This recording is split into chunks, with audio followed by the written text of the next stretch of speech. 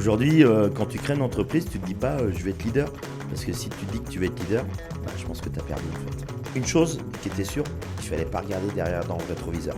Tu es le petit poisson qui suit le grand requin, etc. Et ton ambition, elle grossit au fur et à mesure. Tu passes de 0 à Plus de 100 millions d'euros de chiffre d'affaires. Leader du marché. Oui. C'est quoi les prochaines étapes? Bonjour à toutes et à tous. Alors merci d'être présents pour ce nouvel épisode du podcast du Barbu qui parle RH. Et aujourd'hui, on va parler d'un sujet particulier. On voit beaucoup de créateurs d'entreprises, on voit beaucoup de personnes sur LinkedIn notamment, qui sont toujours en train de nous expliquer comment il faut faire et comment il faut fonctionner, quelles sont les étapes à franchir pour créer une entreprise qui déchire. Aujourd'hui, j'ai l'honneur et le plaisir d'accueillir quelqu'un qui a créé cette entreprise qui déchire, qui a complètement éclaté le marché, et je vais lui poser des questions pour qu'il puisse nous expliquer comment on devient leader de son secteur. Et pour ce podcast, j'ai l'honneur et le plaisir d'accueillir Olivier Le Thor d'Idezo. Salut Olive, comment ça va? Bonjour Nicolas. Ça va bien? Ça va très bien. Bon, t'es prêt? Eh ben, je suis ready to go. L'objectif d'aujourd'hui, c'est que tu nous expliques comment on fait une entreprise qui déchire, parce que tu vas te présenter, tu vas expliquer pour ceux qui ne te connaissent pas encore qui tu es, un petit peu ton parcours et ce que tu as fait. Et puis tu vas nous expliquer comment on crée une entreprise qui déchire, parce que si je comprends bien, aujourd'hui, tu as réussi à créer une boîte I2O qui est leader de son secteur. C'est difficile à accepter en fait de faire ça. En fait, aujourd'hui, quand tu crées une entreprise, tu te dis pas je vais être leader, parce que si tu dis que tu vas être leader, je pense que tu as perdu en fait dès le départ. Donc c'est pas toi qui décide d'être leader, c'est le marché qui te renvoie en fait l'image. Et à un moment donné, il faut l'accepter. Et moi, c'est assez récent en fait cette acceptation. Ça date d'à peu près d'un an en fait, où ça a été un consultant externe. On avait effectivement explosé dans les 3 dernières années. Et avec ce consultant externe, en fait, on s'est dit, on va essayer de réfléchir les valeurs, etc. Et on a fait des séances de travail. Et pendant une séance de travail, il nous a dit, qu'est-ce qu'un leader, en fait? Voilà. Et là, on a accepté et on s'est posé pas mal de questions. Ils nous ont challengé. Et en fait, c'est le marché qui te dit qu'aujourd'hui, que tu es leader, en fait. Parce que si tu veux devenir leader, si c'est pour créer une boîte et être leader, de toute façon, tout le monde est leader de quelque chose. Hein. Tu peux être leader de ton quartier et voilà. C'est vrai, parce qu'en plus, on le voit très bien, et ça, on le sait, parce que toi, déjà, présente-toi un peu ton parcours et ce que tu as fait, comme ça, les gens te connaîtront.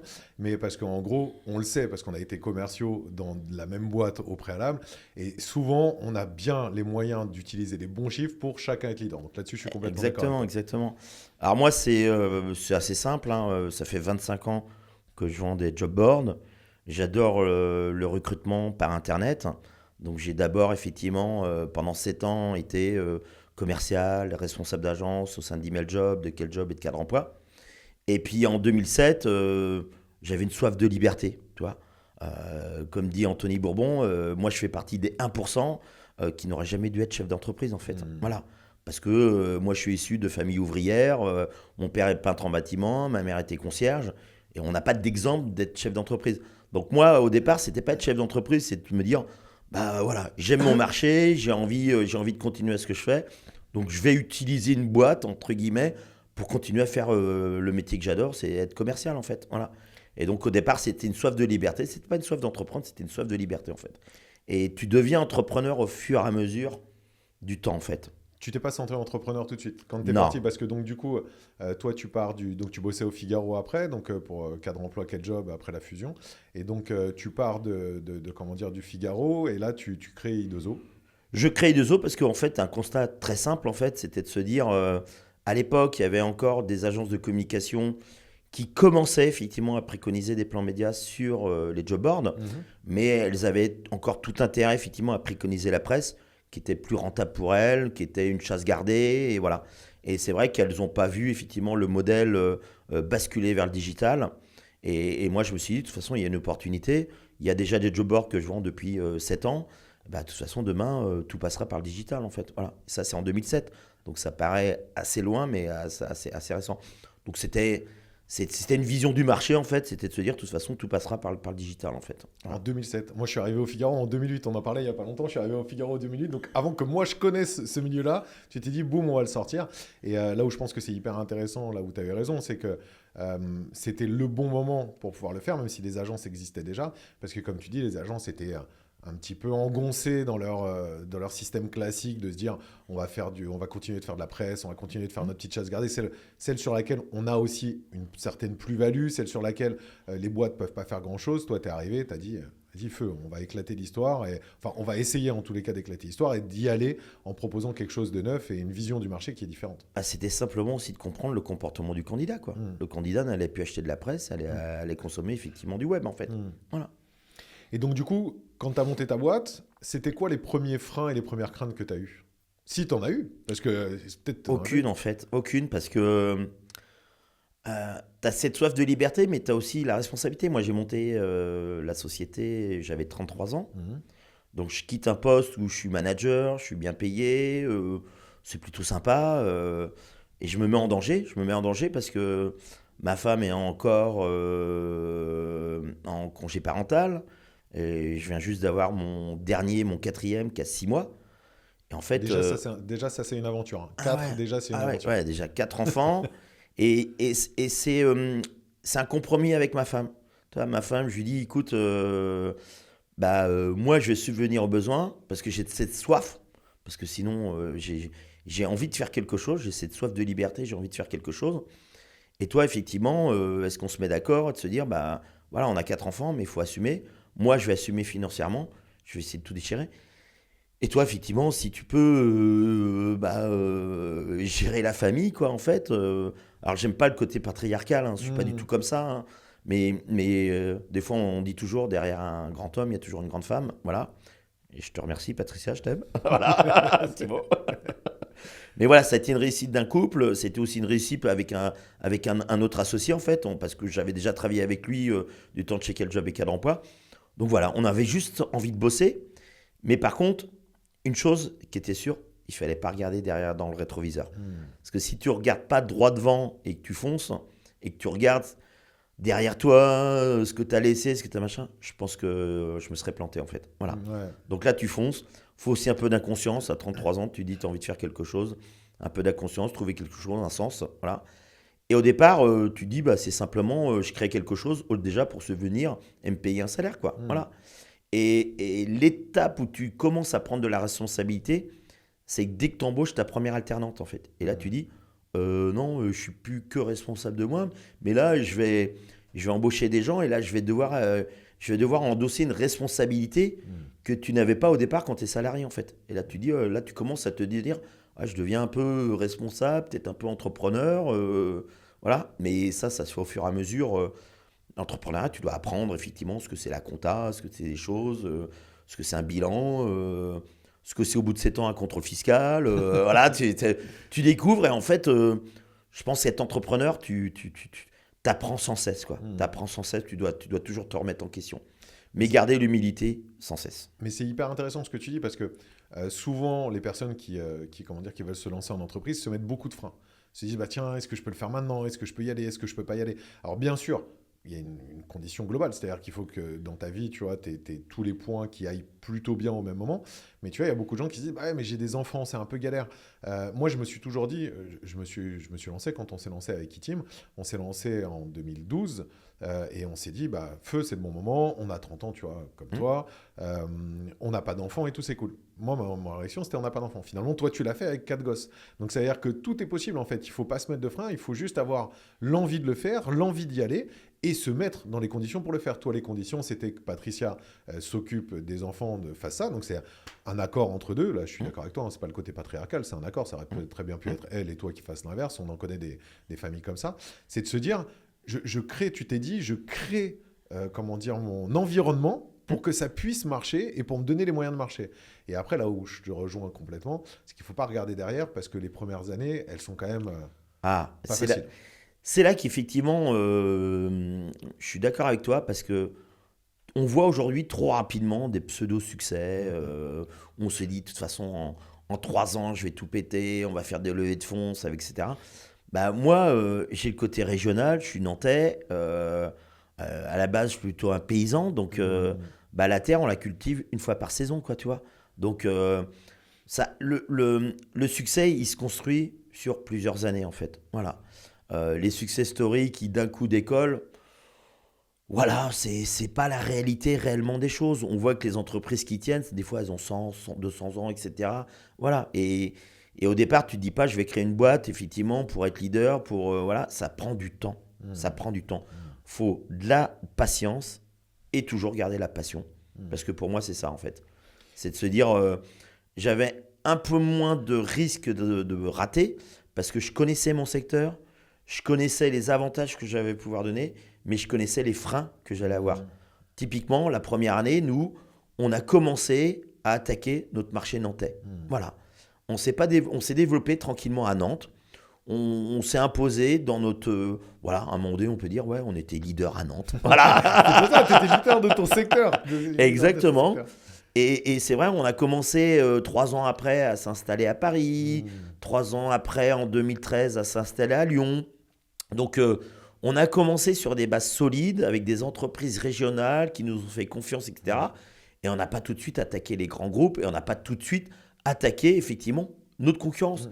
La concurrence, je pense, qu'ils nous ont vus, ou nos confrères, je n'aime pas dire concurrents, mais nos confrères, parce qu'il faut avoir des concurrents, il faut avoir des confrères pour que tu puisses te challenger, que tu puisses effectivement te remettre en question. Mais je pense qu'ils ne nous ont pas vu venir, en fait. Mais nous aussi, on ne s'est pas vu grandir d'un coup, en fait. Voilà. Et du coup, alors, le démarrage, on le voit, tu as des freins, pas des freins. Juste une petite question au préalable, parce que moi ça m'est arrivé, je crois que je te l'ai dit. Est-ce que tu as eu un petit peu le même truc que moi? C'est-à-dire que quand je me suis lancé, mes anciens employeurs, enfin, tu connais, je ne citerai pas qui, mais mes anciens employeurs m'ont dit, de toute façon, tu n'y arriveras pas. Est-ce qu'il y a des gens qui t'ont fait ça? Est-ce que c'est quelque chose qui potentiellement aurait pu te motiver? Moi, ça ne m'a pas démotivé. Je sais qu'il y a beaucoup de gens qui se démotivent. Je pense que ce que tu as dit, une des raisons qui fait que ça marche ou pas, mais en tous les cas, que tu te donnes les moyens, c'est de croire en soi, même si tu ne sais jamais où tu vas aller et tu dois toujours te remettre en question, comme tu le dis, c'est de croire en soi. Mais est-ce que tu as eu un petit peu des gens qui t'ont pas mis des bâtons dans les roues, mais qui se sont dit, de toute façon, ça ne marchera pas, à Nantes, ça ne marchera pas? Alors, c'est ce que je te dis, on a eu la chance d'être préservés parce qu'on ne nous a pas vu venir depuis les régions. Mais oui, le marché, effectivement, est des fois un marché régulé. Il y a les concurrents qui disent à tes fournisseurs, il ne faut pas bosser avec eux, etc. Oui, ça, je l'ai eu. Mais je le dis toujours, que tu aies de la bonne pub ou de la mauvaise pub, le but, c'est qu'on fasse ta pub. Ouais. Donc, plus on parle de toi, plus on se dit à un moment donné, ouais, je suis dans le vrai, en fait. Je suis dans le vrai. Mais voilà, je pense que... non, je pense que... Ouais, je suis un peu perdu là dans ce que tu vas dire. C'est pas grave, t'inquiète pas, on passe à la suite. Dans ton développement, parce que du coup, I2O, maintenant, ça a 17 ans. Ça a 17 ans, ouais. Dans ton développement, qu'est-ce qui t'a... Est-ce que tu as eu des freins? Et alors ça, c'est la première question. Est-ce que tu as eu des freins dans ton développement? Des choses qui t'ont... où tu t'es dit, putain, j'avais pas prévu ça, c'était galère. Et donc, du coup, sur lesquels tu as été obligé de faire des efforts pour passer outre, des vrais obstacles à franchir. Et qu'est-ce qui a été, et une fois que tu auras répondu à cette question, la deuxième, c'est qu'est-ce qui a été game changer? Qu'est-ce qui a fait qu'à un moment donné, pop, tu es passé de la petite boîte nantaise qui fait peur à personne à, ok, on n'est pas forcément, on passe pas de ça à ça, mais on passe à une trajectoire où on est un petit peu plus vers le haut. Ouais. Déjà, je pense que le cycle il est relativement simple. C'est les 5 premières années, est-ce que tu existes encore? Donc 2007-2012, tu regardes si ton modèle est là, tu embauches tes premiers collaborateurs et tu dois être compta, commercial, RH, tu dois tout faire, etc.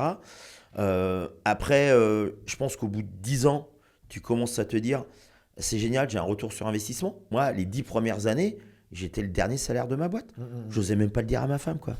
Je disais que je payais mieux mes collaborateurs que moi je me payais. Mais c'est un sacrifice que tu fais parce que tu aimes l'humain, tu as envie effectivement de dire ouais, je veux créer une boîte où les gens se sentent bon vivre, etc. Mais ça met 10 ans. Ça met 10 ans en fait. Voilà. Donc tu arrives en 2017, tu vois. Et puis en 2017, moi, 2017-2018, j'ai un associé qui lui avait peut-être fini son cycle. Et comme on était à 50-50, j'avais besoin effectivement de trouver d'autres entrepreneurs. Toi. Au bout de 10 ans, j'ai eu besoin de trouver d'autres entrepreneurs, pas des concurrents, mais des gens avec qui tu peux peut-être créer autre chose, essayer de fusionner. Donc, je m'étais rapproché d'une autre agence de com, en fait, où on s'est challengé. Tu vois. Il y avait cette nécessité de se dire, putain, il faut que je trouve d'autres entrepreneurs pour soit faire quelque chose de plus grand ensemble, ou soit se challenger, etc. Voilà, ça ne l'a pas fait. Et puis, ça c'est arrivé jusqu'à 2018-2019 où j'ai même été jusqu'à dire je ne fusionne pas avec d'autres personnes. Et en plus, mon ex-associé, l'histoire, si je veux aller plus en avant, je te fais un chèque et laisse-moi créer la boîte parce que moi, j'ai mis plus de sacrifices. Toi, tu es arrivé à maturité. Donc, c'est dur, en fait, à un moment donné, de te dire je vais devoir couper de quelqu'un avec qui j'ai construit quelque chose, en fait. Voilà. Mais c'était une nécessité de survie, en fait. Et là, on était encore une petite dizaine, une petite douzaine, mais j'avais cette nécessité de survie. De prendre une nouvelle dynamique. Ouais, de prendre une nouvelle dynamique, énergie, etc. Voilà. Personnes, Et là, tu commences déjà à réfléchir et tu te dis en 2019, voilà, hey, je vais embaucher un directeur commercial, je vais ouvrir plus en région. Donc j'ai pris le pari, moi, en 2019, d'ouvrir non plus à Paris, à Nantes, mais d'ouvrir à Rennes, à Strasbourg, à Marseille, à Lille, etc. Donc là, tu dis, putain, tu fais un super plan, toi, 2019, début 2020, tu te fais un super plan, tu commences à être 20. Tu la vois pas arriver là. Et là, tu la vois pas arriver là. Là, tu la vois pas arriver. Et tu vois, c'est là qu'effectivement, tu parles de game changer. Ouais, en fait, tu investis, tu as une dette que tu dois rembourser parce que tu as payé ton ancien associé et tu dis, bon voilà. Et là, 15 mars 2020, tu dis, putain, je suis à la tête d'un bateau, j'ai plus de trésors dans les cales, j'ai plein de personnes qui m'ont rejoint sur le navire.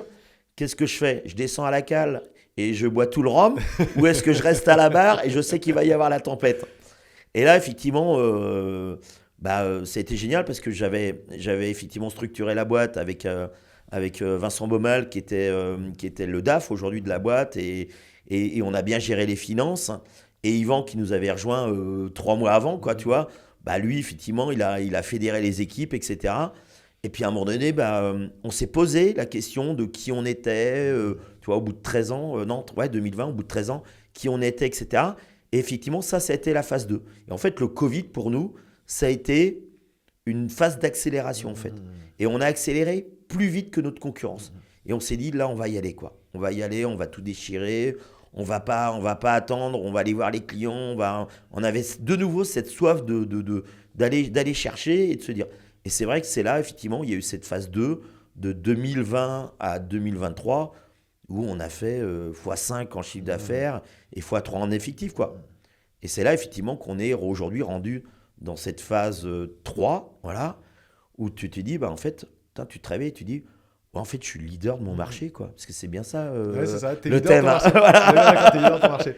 Trop intéressant parce que t'expliques comment tu as commencé, cette envie de liberté, ce fait de se créer cet environnement, les premières années qui sont pas forcément faciles, le fait de faire confiance à l'humain. Ça, je trouve ça hyper intéressant ce que tu dis, le fait de faire confiance à l'humain et de bien comprendre, parce qu'au final, il y a peu de chefs d'entreprise, trop peu, qui comprennent que l'humain, c'est la force de leur boîte.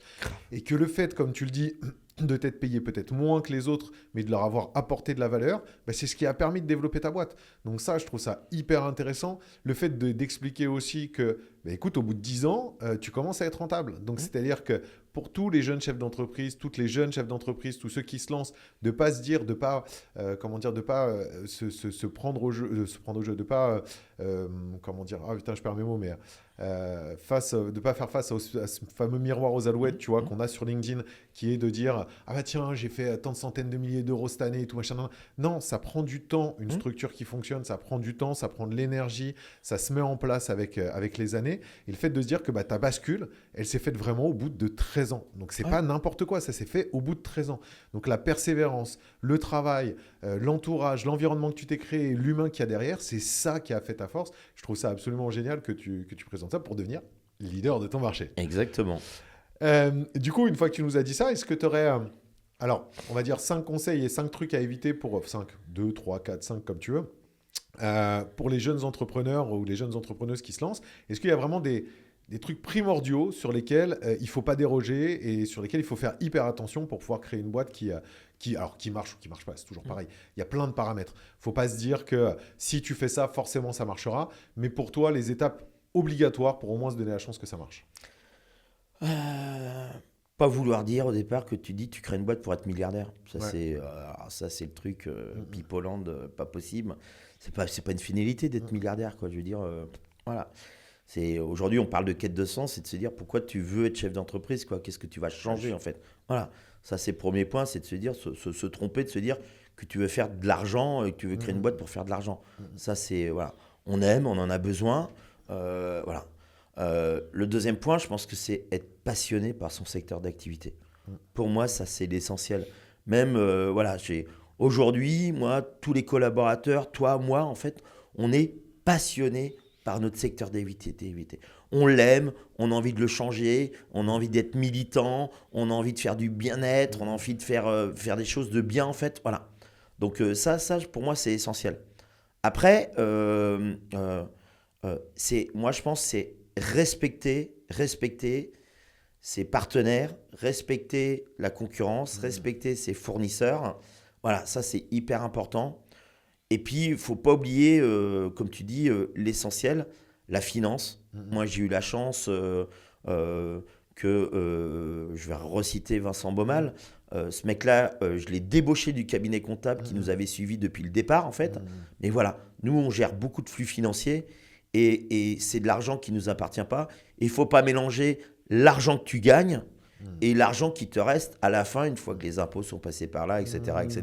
Voilà. Parce que beaucoup de chefs d'entreprise, moi j'en ai vu, voilà, tu crées ta boîte et tout de suite, allez, tu vas chez Audi, tu prends un leasing et tu prends une Audi A6 et puis terminé. Non, c'est rester humble en fait et de se dire, un jour peut-être que ça viendra, mais il ne faut pas que ça soit une finalité, quoi. Voilà. 4 points hyper importants, les 2 premiers qui se rejoignent. Le fait d'avoir du sens, d'être vraiment passionné, je trouve ça... Enfin, je suis complètement d'accord avec toi. Tu peux pas... Si, tu peux. C'est-à-dire qu'il y a des gens qui ont une idée, qui ne sont pas forcément passionnés, qui ont absolument envie de faire de l'oseille, comme tu dis. Ça arrive, il y en a qui marchent. Mais le problème, c'est que pour 1 ou 2 qui marchent, t'en as combien de centaines en fait qui n'arrivent pas à faire ça derrière. Donc avoir du sens, c'est primordial parce que ton job, tu es censé le faire pendant des années et tu es censé pouvoir aussi nourrir, pouvoir aussi engager des gens dans l'aventure. Donc je trouve ça hyper important. Et puis je relèverai le dernier point que tu as donné qui est hyper important, qui est le fait de... Alors moi, je ne suis pas un spécialiste de la finance, j'ai jamais rien compris à la comptabilité. Je suis pourtant un très bon matheux parce que je l'étais, mais il y a des principes que j'ai du mal... Enfin, je les comprends maintenant parce que ça fait un moment, mais il y a des principes que j'ai du mal. Par contre, comme toi, toi tu t'y es intéressé beaucoup plus, mais avec Vincent, je pense que être bien entouré à ce niveau-là, c'est primordial pour pas faire les erreurs, que beaucoup font et qui plantent leur boîte à cause de ça. Nous, l'autre dimension qu'on a pris, on l'a pris toi avec Vincent, nous avec Julia qui s'est occupée de toute cette partie, qui est, enfin c'est primordial quoi. Cette partie-là est primordiale parce qu'on voit des boîtes qui fonctionnent, on voit des boîtes qui ont des bonnes idées et boum. Quand tu as confondu Trésor et machin, c'est fini, tu n'as plus de boîte. Ouais. Donc ça, je pense que c'est des points qui sont vraiment hyper importants. Et puis un point essentiel, comme tu disais, le facteur humain est essentiel. Parce que pour moi, la clé du succès passe par les hommes et les femmes qui font la force de l'entreprise. En fait, être leader, c'est aussi avoir une équipe de champions. En fait. Voilà. On voit bien, alors tu peux être comme le PSG, essayer d'agglomérer effectivement des stars. Ok, mais après, si tu sais bien les entraîner, etc., tu peux gagner la Champions League. Il n'y a pas de souci, en fait. Mais le facteur humain est important. Mais c'est aussi accepter demain d'embaucher des gens qui sont plus intelligents que toi, en fait. Voilà. Ça, il faut accepter qu'il y a des gens qui arrivent. Il y a des gens aussi acceptés. Moi, j'ai eu beaucoup de mal aussi d'accepter qu'il y a des gens qui partent, tu vois. Et je me dis à un moment donné, en fait, aujourd'hui, je l'accepte. Tu vois, me dire, oui... merci, tu as fait ton temps, tu nous as aidés, je te remercie. Mais là, je suis obligé de me couper de toi parce que pour l'étape suivante, faut faire différemment en fait. Voilà. Et ça, en fait, c'est ça qui est dur d'apprendre et de se dire, être chef d'entreprise, à un moment donné, c'est de savoir trancher en fait. Voilà. Et des fois, trancher, tu aimes la personne, tu aimes l'humain, ça fait hyper mal, mais tu es obligé pour le bien-être parce qu'en fait, aujourd'hui, la boîte, moi, I2O, elle devient supérieure à moi, en fait. Voilà. Mais ça, je l'ai constaté depuis le départ, tu vois. En 2007, il y a une chose qui m'a... Quand j'ai posé ma plaque, ma boîte, tu sais, quand tu inscris ta boîte au registre du commerce, c'est marqué, ta boîte va exister pendant 99 ans, en fait. Voilà. Et ça, tu te dis, putain, en fait, je crée une boîte qui risque de vivre au-delà de moi, en fait. Voilà. Et là, tu te dis... Et moi, je me suis construit comme ça, je me dis... Comment je construis ma boîte, comment je construis avec des hommes et comment je la fais vivre demain, en fait, pour qu'elle soit autonome, pour qu'elle soit là, pour qu'il y ait des gens qui fassent des tâches que toi tu faisais mais qui sont meilleurs que toi et qui vont te faire grandir davantage ta boîte. Parce qu'à un moment donné, de toute façon, ta boîte, elle risque de vivre au-delà de ta vie que toi, tu risques de vivre, en fait. Voilà. Et donc, c'est ça, effectivement, c'est que la personne morale devient plus important que la personne physique, en fait. C'est ça. Voilà. T'incarnes, mais par contre, t'incarnes le développement de la boîte et après, tu le transmets. Ce que Exactement. tu fais, ce que tu es en train de faire. Voilà. Trop cool. Dernière question. Donc, en 17 ans, tu passes, on a le droit à le dire, hein, tu passes de 0 à Plus de 100 millions d'euros Plus de 100 millions chiffre d'euros de chiffre d'affaires. d'affaires. Ouais, tout à fait. leader du marché. Oui. C'est quoi les prochaines étapes? Alors, leader de l'achat média en France, tu vois, voilà. Moi, je suis à la fois visionnaire, mais à la fois hyper ambitieux, en fait. Voilà. L'ambition, je l'ai compris au contact d'une entreprise et d'une personne, au contact d'Amélie Laurent de chez LinkedIn, en fait. Okay. Voilà. Et effectivement, travailler avec des partenaires qui sont mondiaux, qui sont globalisés, qui sont etc. Eh ben, moi, ma petite boîte, ça m'a donné de l'ambition, quoi, tu vois. C'est un peu que tu suis un peu le gros requin, tu sais, c'est le petit poisson qui suit le grand requin, etc. Et ton ambition, elle grossit au fur et à mesure, jusqu'à des fois de se dire, alors je veux pas être plus ambitieux que LinkedIn, je te rassure, hein, mais ça serait compliqué. Voilà. Mais c'est de se dire, j'essaye de m'adapter à la strat, j'essaye d'accepter des choses. Mais parce qu'effectivement, oui,